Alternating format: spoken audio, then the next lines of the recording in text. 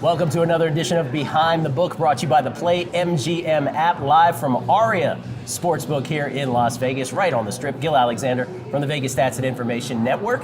And on my left, in for Jay Rue, the Vice President of Race and Sports at MGM Resorts International. Busy week. It's his number two, his right-hand man, Director of Trading at MGM, Jeff Stoneback, making his return to the show. How you doing, Jeff? Good to see you. I'm doing good. Thanks for being here with us. Thanks for having me. You ready to talk Super Bowl 53, line move, props, all the good stuff? Let's do it. Let's do it. Behind the Book from Aria, brought to you by the Play MGM app.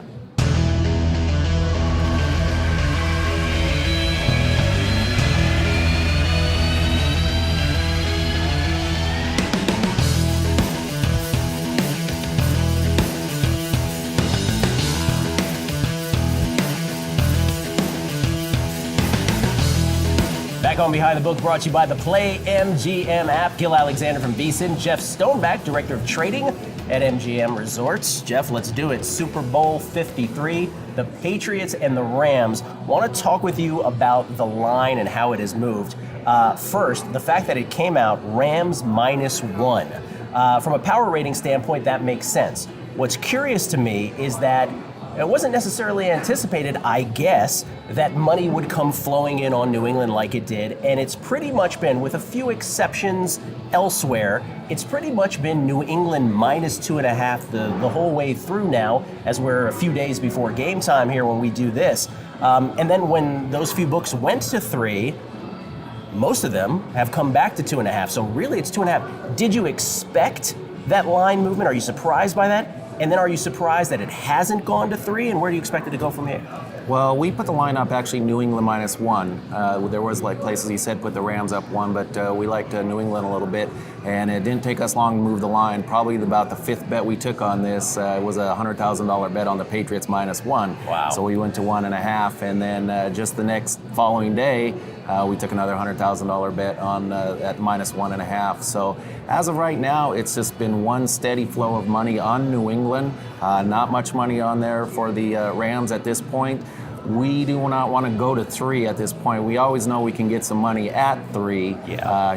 Just like you said, some other books have gone to 3 and it gets eaten up right away. So, but we do expect some Ram money to come in this weekend.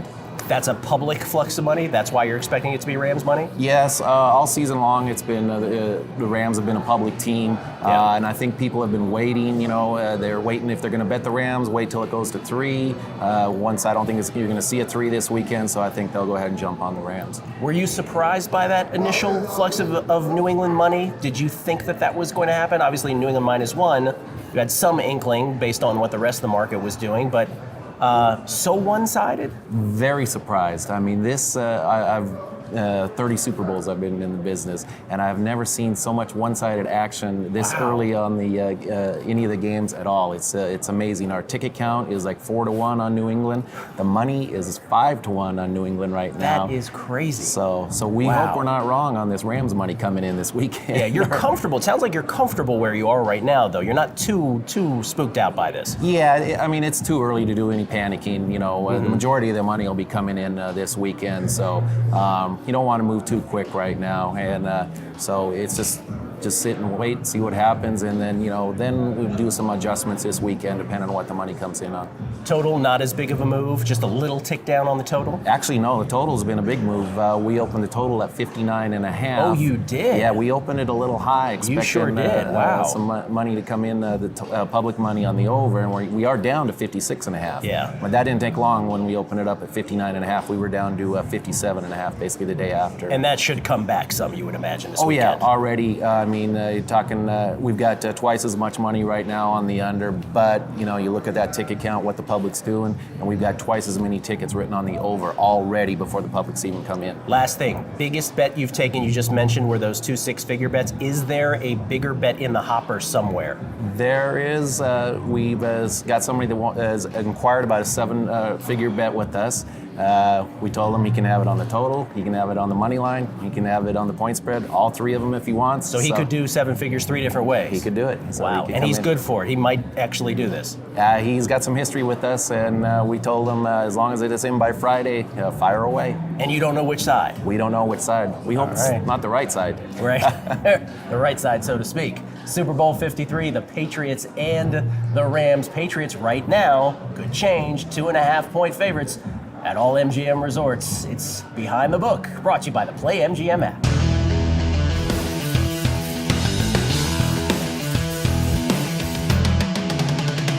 Back on Behind the Book, brought to you by the Play MGM app. From the Aria, it's Gil Alexander from the Vegas Stats and Information Network. Jeff Stoneback in for Jay Rue. Jeff, the Director of Trading.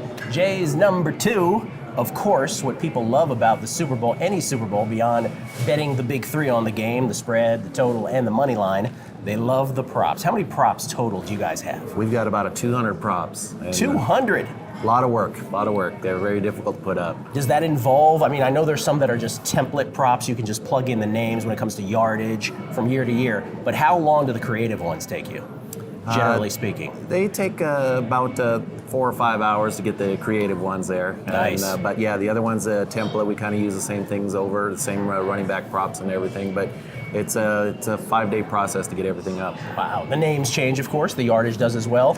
Two of the most popular props in terms of the player props, just to begin with. How about a player to win MVP? Always a very fun one to bet. Tom Brady, no surprise, the shortest shot at 2-1. But you have the biggest liability in all the props on this one, don't you? Yes, we do.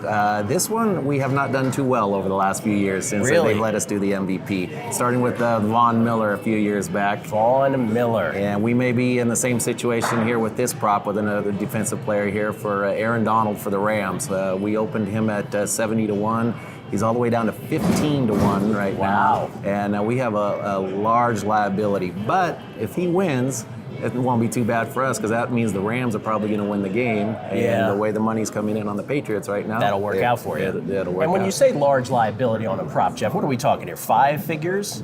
We're talking multi-6 figures. Multi-6 figures on one prop. Wow. Yes. Our producer Matt Brown tells us that within the last 20 years, the last 20 Super Bowls, 17, or I should say 13 quarterbacks, 3 wide receivers, 3 linebackers, and 1 safety. So 4 defensive players in the last 20. That's it. That's the list. Von Miller, who you mentioned, Ray Lewis, Malcolm Smith, and of course Dexter Jackson, for those of you who are trivia buffs, wanted at safety for the Buccaneers way back in the 2002 season.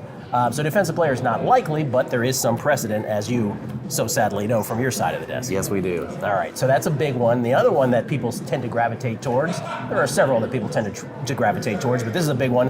The first player to score a touchdown. This is always interesting. The short shots are on both sides of the ball. Sony Michel for the Patriots and Todd Gurley of the Rams, both at 6-1. That's what they pay. No touchdown scored whatsoever, 250-1. Does anybody take a flyer on that? That's funny because we have quite a bit of liability on that right now. Not as big as Von Miller, but overall in the props, that's probably our second biggest liability right now. Really? And people, they just like those long shots. Why not? Throw $10 on it, see what happens. Yeah, right, exactly. If you were betting, what prop would you bet? Do you know offhand what you might like? Would you bet one of these two, maybe? I would bet the player to score the first touchdown because that's the funnest one, easiest one to watch. And once it goes over pretty quick, and it's always a fun one. Those are just 2 of 200 plus props throughout all of MGM properties. Jeff will talk game props. Those get even more creative. We'll do that next on Behind the Book from Aria, brought to you by the Play MGM app.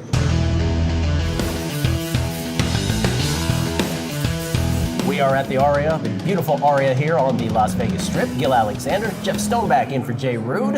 On Behind the Book, brought to you by the Play MGM app. We have talked about the game itself. Still can't believe, still tripping over the fact that you said 4-1 on tickets, 5-1 on money in favor of the Patriots.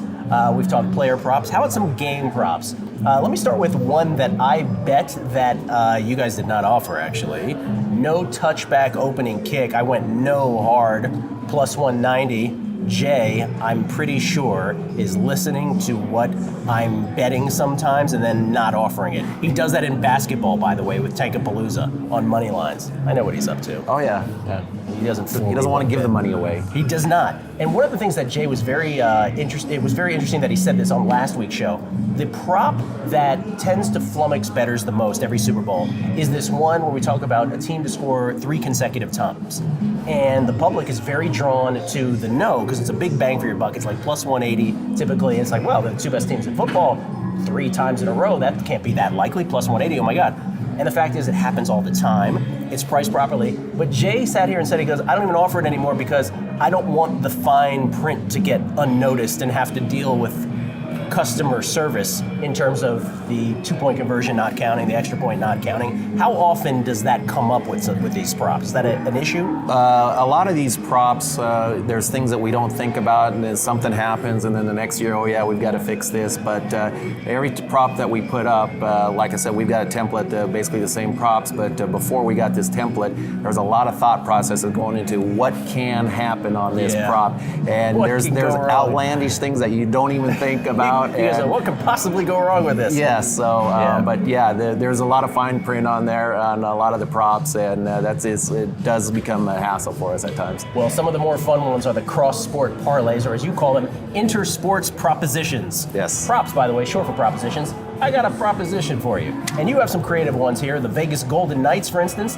they play on Sunday, I believe this is. On Super Bowl Sunday, I think they play. No, the Golden Knights Or is that the actually night play on before? Saturday. The night before. Yes. Thank you. Shots on goal at the Florida Panthers versus Patriots total points. So when you guys make up a prop like that, who's the first? Does somebody throw it out and be like, I've got an idea? Well, what we try to do with our props, we've got properties obviously here in Las Vegas, we got properties in Mississippi, and we got in New Jersey. So we tried to tie something into those regional teams to something of the game. So somebody has some interest, whatever region they're on, and watching their team. So that's Now how we I get came it. through with that. So we have a Vegas Golden Knight, we have a New Jersey Devils, shout out Borgata. Yes. We have a New Orleans Pelicans, shout out Beau Rivage. We have a Memphis Grizzlies, shout out Tunica. Shout out Tunica.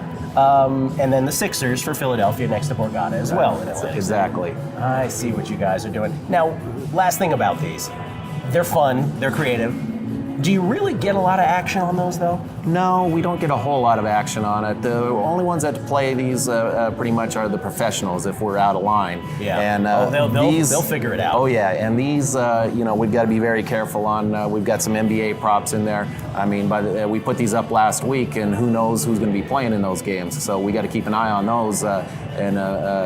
Anthony Davis could be out, or whether he's playing or not. So these are the ones that we've got to keep an eye on. The people like to talk about these. The general public, they usually don't bet them, but the professionals, if we're off, they bet it. Last thing, with legalization now, we just talked about how it's already gone into different jurisdictions. We've obviously done shows here for Behind the Book in New Jersey and in Mississippi, multiple locations in Mississippi. Do you think in the coming years these will even get, shall we say, more creative?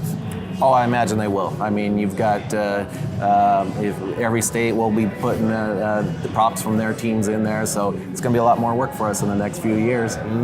Should be great. But it'll be fun, though. The one thing we haven't talked about, my pick in the Super Bowl. Maybe Jeff has a thought as well. We'll get to that next. And Super Bowl futures for next year. Next on Behind the Book, live from Aria, brought to you by the Play MGM app.